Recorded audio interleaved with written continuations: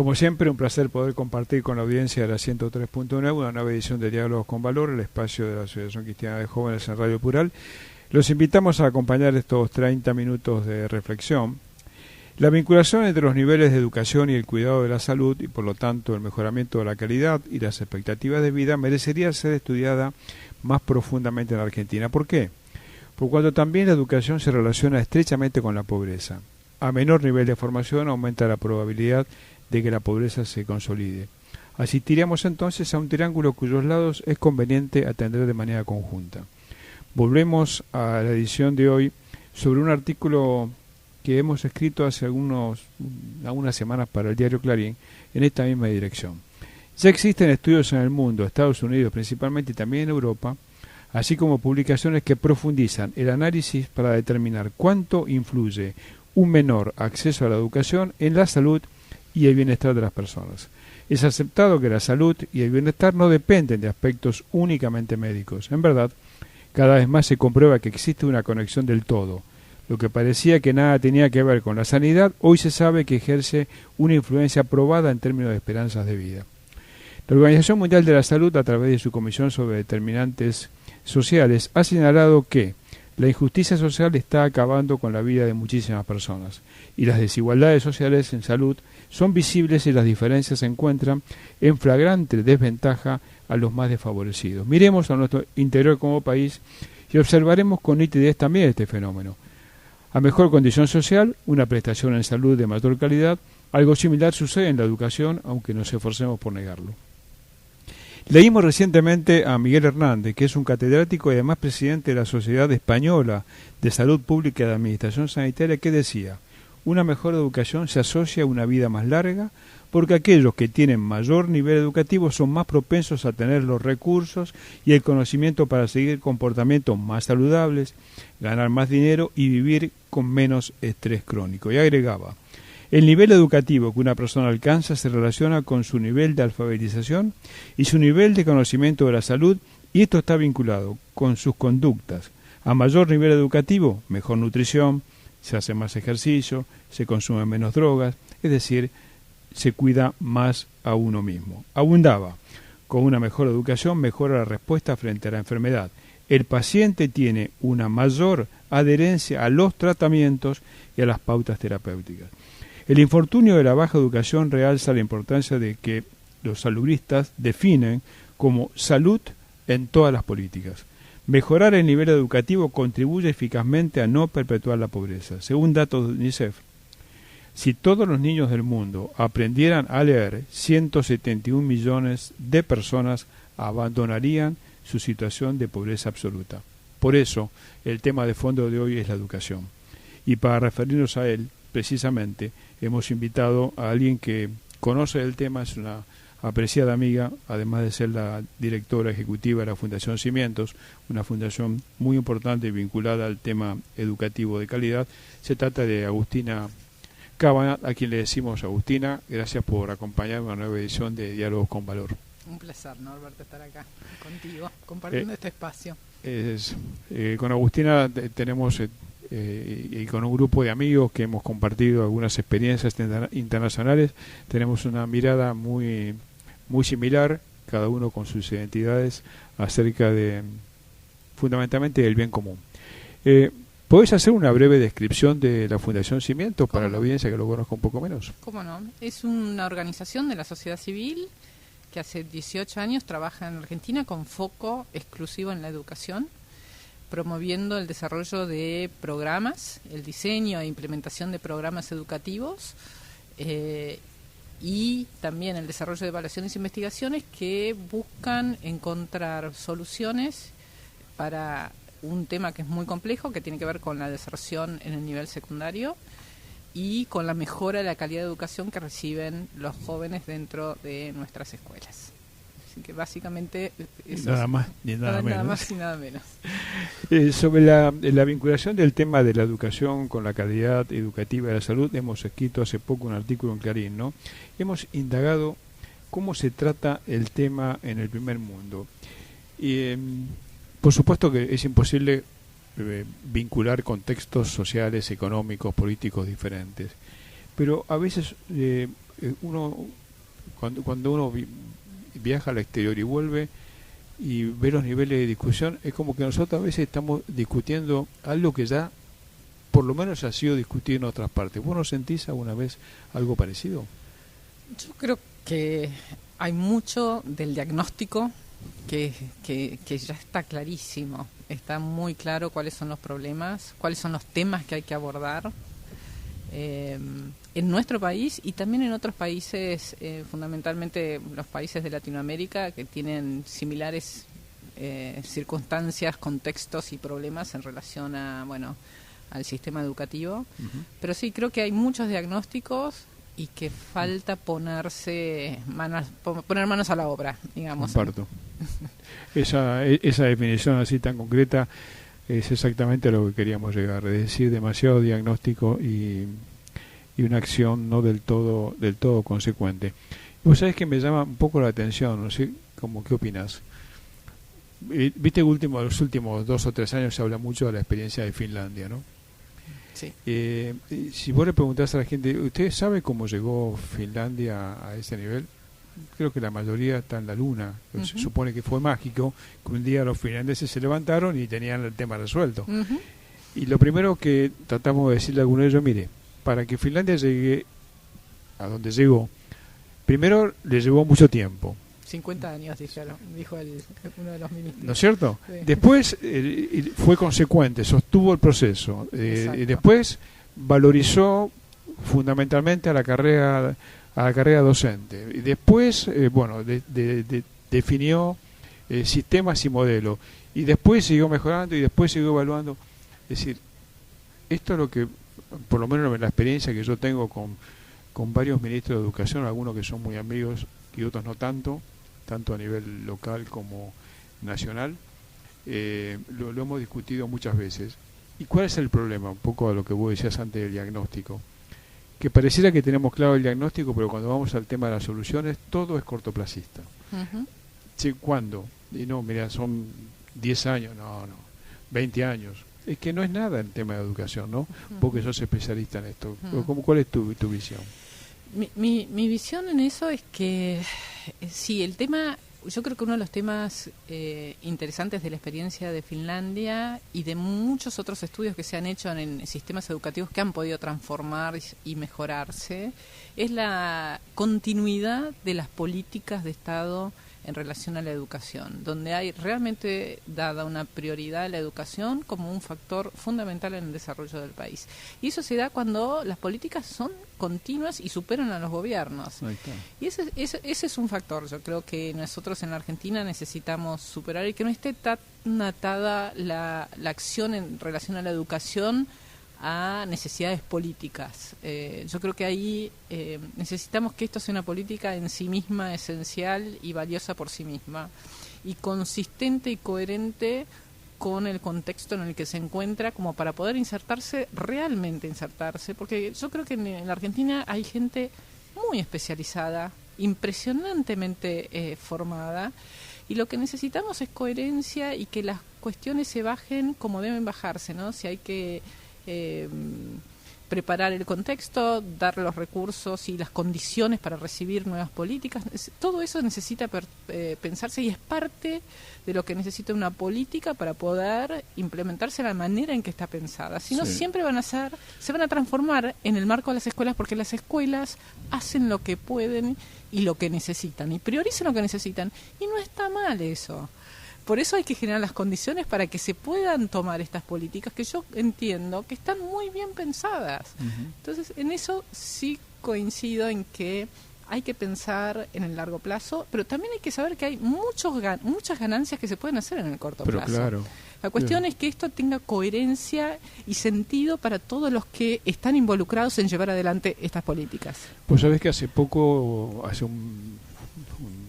o 6 semanas atrás, terminó nuestro Congreso Nacional sobre Valores, Pensamiento Crítico y Tejido Social, y uno de los temas tuvo que ver con la educación. Estuvo Alieto Guadagni, estuvo Andrés Delich, uh-huh, y como expositores, y Silvia Bacher, que es periodista, además especialista en educación, una querida amiga. Y Silvia decía que fue la última del panel. Alieto Guadagni hizo un análisis muy casi terrorífico de las cifras, que además lo ha publicado en su libro hace muy poco tiempo. Pero en el caso de Silvia dijo algo muy simple, muy sencillo. Le pedimos tanto a la escuela, que es casi imposible que la escuela pueda de alguna manera dar respuesta a esto. Que contenga, que dé de comer, que actúe como guardería y que si hay un poco de tiempo enseñe. Uh-huh.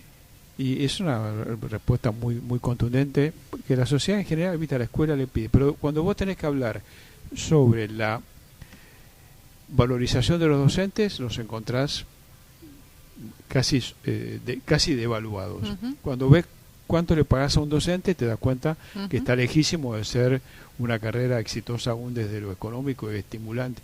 No de lo económico para ganar dinero, sino lo económico inclusive para su propia formación. Entonces hay como una contradicción, casi una especie de cinismo también que la sociedad acompaña, ¿no? Uh-huh. Digamos, el Estado por un lado, a través de los gobiernos de turno, y también la sociedad que es insensible a todo esto. Entonces, ponerle punto final a esto es un poco lo que vos decías, ¿no? Es decir, bueno, plantamos bandera y empezamos, y seguimos. Hoy estás vos, mañana estoy yo, pasado está fulano, pero seguimos ahí. Y el otro punto, que me parece, quiero también tu opinión, que la política educativa no puede estar aislada de otras políticas de Estado, porque si no, es una política sola, ¿viste? Navega casi al garete. Tiene que tener una política más integral, aún desde el punto de vista social y de otros puntos de vista de la salud, que es un tema. Me llamó mucho la atención la experiencia esta de los españoles, ¿no? Cómo vincula la salud, la pobreza con la calidad educativa. Uh-huh. ¿Cómo ves esto? ¿Y qué lejos estamos de esa articulación de políticas? Escuchándote cuando en tu introducción yo pensaba, vos comentabas en relación a cómo una persona educada cuida mejor su salud.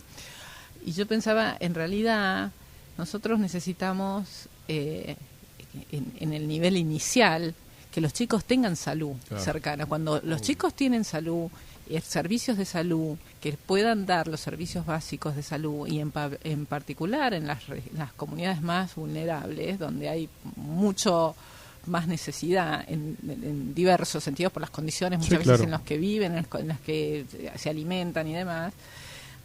Es como un círculo que se inicia con la provisión de salud. No es que, digamos, una vez que pueden tener las cuestiones básicas, pueden acceder, pueden educarse, ¿no?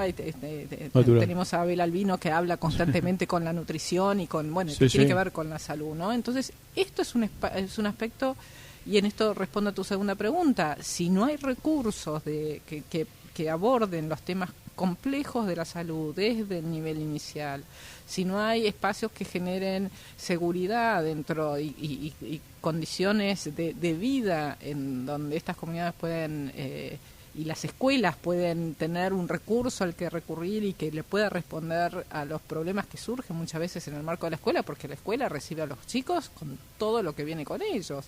Entonces, creo que las políticas tienen que estar muy articuladas, y en particular en estas poblaciones y en estas comunidades que están tan frágiles, porque los recursos el bien común, como vos decís, los bienes públicos no existen ahí, no son públicos. No. Entonces, nosotros necesitamos que reciban agua corriente, que tengan cloacas, que las calles estén pavimentadas, que haya una seguridad, policía, que haya hospitales, y que haya escuelas con infraestructura y con los mejores docentes para recibir, para trabajar en estas escuelas, ¿no? Vos sabés que seguramente vos has tenido contacto con varios funcionarios y ministros de estos últimos años, también nosotros en el caso de la ciudad, donde tenemos también alguna postura crítica sobre decir que la educación en la ciudad es excelente, cuando me parece que habría que mirarla con un poquito más de profundidad. Nosotros tenemos 7 escuelas propias, ¿no? Con más de 2.500 alumnos en zonas vulnerables. Así que además de hablar, también tenemos la propia experiencia de trabajar en comunidades vulnerables. Una cosa es hablar, otra cosa es hacer, Ujú. o gestionar, más que hacer, gestionar. Pero uno de los planteos que permanentemente le hacemos a los ministros, tanto en la provincia como en la ciudad, es ¿por qué no invertimos totalmente la pirámide de prioridades? Tiene que ver un poco con lo que decías vos. Y lo decíamos también en un artículo en Clarín hace 2 semanas atrás. Las comunidades más vulnerables, la mejor escuela. Mm. En infraestructura, en metodologías, en equipamiento, en docentes mejores pagos. Ahí, acompañado de todo el resto, que es el tema de la cloaca, la sala de primeros auxilios, como querramos llamarle, el lugar donde la gente pueda tener un espacio de comunidad. Y eso no es tan difícil porque está probado que se pudo hacer. Está probado que se puede hacer. Ahora, ¿por qué no se hace? A veces le he dicho, inclusive a Bullrich, le he dicho, es fácil hacer una escuela en Recoleta. Nosotros te la hacemos mañana. No hay ningún problema. Ahora, es difícil hacer una escuela en el sur de la capital federal. ¿Dónde está la necesidad? ¿En Recoleta o en el sur? En el sur. ¿Y por qué no ponemos todo el recurso ahí? Digo, esto llevado a los extremos, ¿no? Ujú. Pero es como que el Estado como prioridad se tiene que ocupar de los sectores más vulnerables. ¿Cómo salimos, sino Agustina, de los 28.7% de pobreza en Argentina? ¿Cómo salimos? No sé. Viste, vos lo conocés a Agustín Salvia, Sí, con Agustín sí, hablamos sí, mucho por sobre este tema. supuesto. Che, ¿cómo salimos? Bueno, nosotros creemos en la educación, digamos, en eso para nosotros Obvio. el valor, la herramienta fundamental es la educación, pero para que haya una buena educación hace falta generar las condiciones de los que venimos hablando justamente para eso. Y en algún sentido yo creo que los desafíos, yo no sé si la educación en algún momento va a ser excelente, porque yo creo que está en constante movimiento. Seguro. Está todo el tiempo desafiada y eso es parte de lo que hay que entender. Entiendo yo, en la gestión de todo un sistema educativo, que es un sistema que tiene que estar en constante movimiento, monitoreo y repensarse, porque estamos todo el tiempo educando para el futuro y un futuro que no conocemos, Claro. con muchísimos emergentes que surgen todo el tiempo, Ujú. con necesidades muy particulares y muy especiales que hay que ir mirando, monitoreando, entendiendo y trabajando para construir, digamos, unas bases, por lo menos ciertas bases que nos permitan, bueno, ir subiendo este piso que está tan abajo y que nos muestra la pobreza. Es una forma de, la pobreza es una de las formas Sí, de mostrar claro, la falta de claro. educación. Sí, sí. Hay muchas otras cuestiones que no tienen relación con, Por que son la supuesto. pobreza de espíritu, la pobreza de los valores, la pobreza de muchas otras cosas que también entiendo yo que tienen que ver con la educación en una forma. Totalmente de acuerdo. Y vos sabés, recordamos a la audiencia que estamos dialogando con Agustina Cábana, que es la directora de la Fundación Cimientos. Vos sabés que nosotros permanentemente machacamos sobre esta idea, que es el rol de la sociedad civil. Uh-huh. Yo sigo creyendo que nosotros seguimos creyendo como institución y somos parte de esa sociedad civil, que tenemos a la sociedad civil con mucha atonía todavía, muy débil en términos de comprender su rol político, no partidista. Viste, a veces cuando habla de lo político hay gente que se asusta. No, yo no, sí, usted es político, por favor. Lo que usted no es partidista, pero sí está haciendo política, si no estamos equivocados.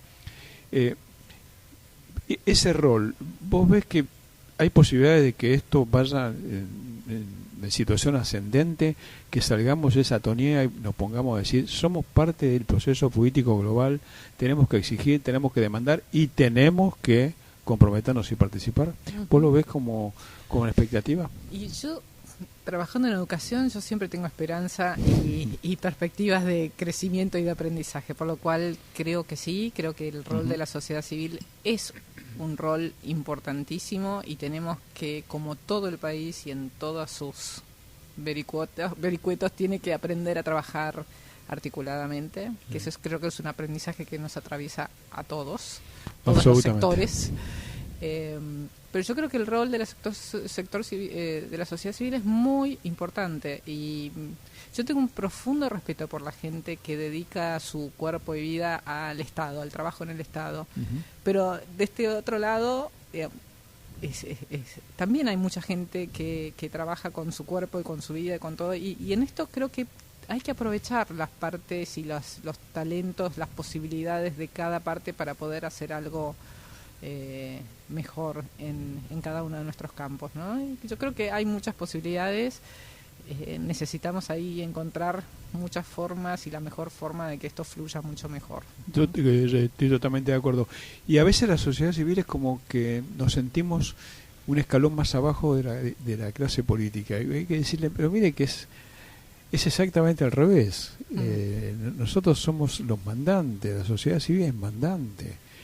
Tiene que asumir su rol de control, al mismo tiempo su rol de compromiso, pero no quedarse en la atonía. Ahora, la otra pregunta es la situación de cierta debilidad de la sociedad civil en términos de recursos económicos.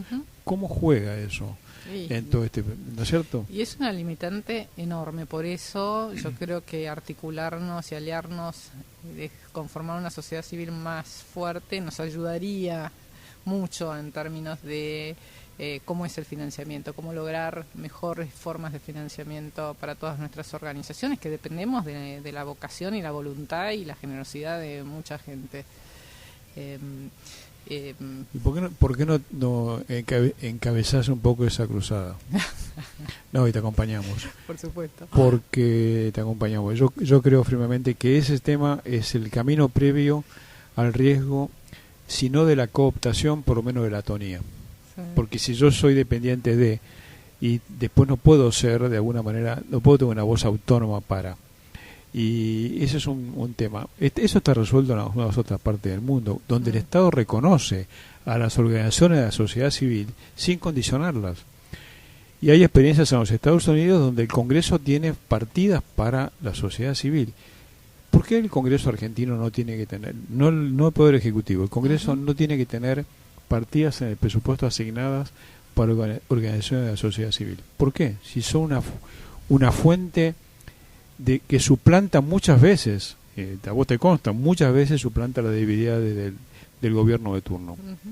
Esto lo he conversado con la gente de la Asociación por los Derechos Civiles, con Torcuato Socio, que es el director hace algún tiempo, ¿no? A ver si, una vez por todas, digamos, ante un eventual cambio de paradigmas en el futuro, comenzar a ser un poco más demandante, resolver ese tema del financiamiento. Por supuesto, con la contraprestación de sociedades, no es poner plata en el vacío, sino organizaciones de la sociedad civil que ameriten ser, ¿no es cierto?, apoyadas, ¿no? Sí. ¿Lo ves? Yo tengo esperanza que podemos, y creo que hay ejemplos de redes como la RACI, por ejemplo, en donde se está intentando trabajar en una forma muy interesante entre un grupo de ya casi 100 organizaciones de la sociedad civil y con mucha vocación y voluntad de crecer, y con un sistema de gobernabilidad muy interesante y muy participativo, que es un aprendizaje para todos nosotros. Yo creo que la sociedad civil también tiene que hacer mucho y también tener mucha conciencia y responsabilidad en las cosas que hace y cómo las hace, ¿no? Y en esto yo creo que hay mucha desconfianza y mucha mirada desde el aporte que quizás está devaluado, el aporte que puede hacer la sociedad civil, ¿no? En términos de que por ahí se lo mira como muy asistencialista y no propositivo o generador de metodologías o acciones que son innovadoras, que pueden ser realmente generar muchos cambios y paliar muchas situaciones que el Estado hoy no puede llegar, que no llega, porque por miles de cuestiones, porque los públicos son muy pequeños o que están desconsiderados por el Estado por X razón, ¿no? Pero en esto también tenemos que aprender a mostrar nuestro valor, a trabajar de vuelta mucho más articuladamente, entender que somos, como vos bien decís, ocupamos un rol en la sociedad importante y que tenemos que pisar un poco más fuerte. Sí. Es como un círculo que puede ser vicioso o virtuoso, ¿no? Sí, hay que convertirlo en virtuoso. Sí. Hay que convertirlo en virtuoso. Vos fíjate que cuando conversaba con Socio, que me preguntó si conocía alguna experiencia latinoamericana, no internacional, que también la conocemos, pero a nivel latinoamericano, Uruguay Uruguay exime del pago de aportes patronales a organizaciones de la sociedad civil que le devuelvan a la sociedad en servicios esos aportes patronales a nivel laboral que no realizan. Son cifras astronómicas. Imagínate en Argentina, donde el costo laboral, te consta a vos, es un costo alto. Altísimo. Imagínate lo que significaría eso. Pero no está regalando nada Uruguay, no son tan tontos que dicen eso, lo estamos regalando. Está reconociendo que esa entidad está haciendo cosas que al Estado le resulta todavía más barata y más efectiva que hacerlo por sí mismo. Sí. Imagínate vos plantear algo parecido acá, estaríamos casi en una lucha sin cuartel, o sea, no se termina de entender. Uno de los temas es el IVA, por ejemplo. Por ejemplo, nosotros... que vos no podés descargar el IVA. Vos no descargamos el IVA, lo descarga todo el mundo, menos nosotros. Vos sabés que eso es un tema. Ese es un tema que nosotros lo tenemos en carpeta con el Consejo Profesional de Ciencias Económicas, cuyo presidente es miembro del directorio de la asociación ahora, Humberto Bertaza. Es un tema para conversar con él, porque están haciendo una serie de propuestas. Pero es evidente, es el 21% si vos trabajás en blanco. Si no, obligás a muchas organizaciones a trabajar de otra manera, con lo cual también estás vulnerando. Y a nivel mundial, en Europa, por ejemplo, los gobiernos reconocen a la sociedad civil, la apoyan y la exigen. O sea, le exigen. Las auditorías que yo conozco en España, por ejemplo, de las organizaciones de la sociedad civil, son draconianas. Muy bien. Te damos, haces, te controlamos hasta el último centavo. Pero el Estado no compite con esas organizaciones, sino que las articula. Si ya hay ejemplos, ¿por qué nosotros no podemos de alguna manera pensarlo, no?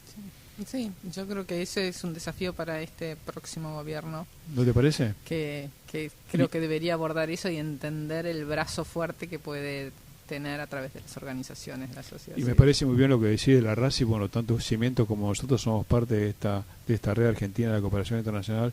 Es un ámbito muy muy interesante para poder hacerlo, porque hay un pluralismo y una diversidad. Exacto. Que también hay que entenderlo. Exacto. La unidad no significa uniformidad, significa otra cosa, significa respetar al otro en su propia identidad, ¿no? ¿Cuáles son los planes de Cimientos para el futuro después de Navidad? No después te digo ahora. No, tenemos muchas ideas y nosotros venimos trabajando en dos grandes líneas, una que es apoyando las trayectorias educativas de jóvenes en el nivel secundario y su transición hacia el mundo adulto, y por otro lado trabajando con directores de escuelas secundarias, fortaleciendo su rol pedagógico, que es algo fundamental a la hora de liderar una escuela y para que esa escuela tenga foco en la enseñanza. Así que y a la par también estamos desarrollando una evaluación junto con el BID, una evaluación experimental de nuestro programa de trayectorias educativas. Entonces hay muchos aprendizajes en términos de cómo, digamos, cómo prevenir la deserción y favorecer la terminalidad educativa de nivel secundario, que es fundamental hoy, donde tenemos enormes cantidades de chicos que no terminan, y por otro, cómo llevar a pensar este trabajo con los directores, que estamos trabajando muy bien. Hoy estamos trabajando con más o menos 150 directores. Ahora tenemos un invitado internacional que está viniendo, un inglés que es especialista en la metodología que estamos utilizando de trabajo con los directores, que tiene como factor importante que el director entra al aula a observar lo que pasa en el aula y de a partir de acá poder diagnosticar, establecer plan de mejora, trabajar junto a sus docentes. Entonces estamos con muchas ganas de trabajar con seguir expandiendo estos dos programas, pero más que nada es estos aprendizajes que estamos surgiendo, cómo estos pueden ser aportados a la política pública. Es un temazo. Como pasa siempre, Agustina, me quedaron muchísimas más interrogantes o preguntas para aprender de vos que el tiempo disponible para el programa. Con lo cual, deja abierta la chance para que en un tiempo prudencial te vuelva a convocar a medida de tus posibilidades. Gracias por acompañarnos. No, muchísimas gracias a vos. Ha sido Agustina Cábana, nuestra invitada de hoy, como decimos siempre, Argentina anda y camina con esperanza activa. Hasta nuestro próximo encuentro por la 103.9.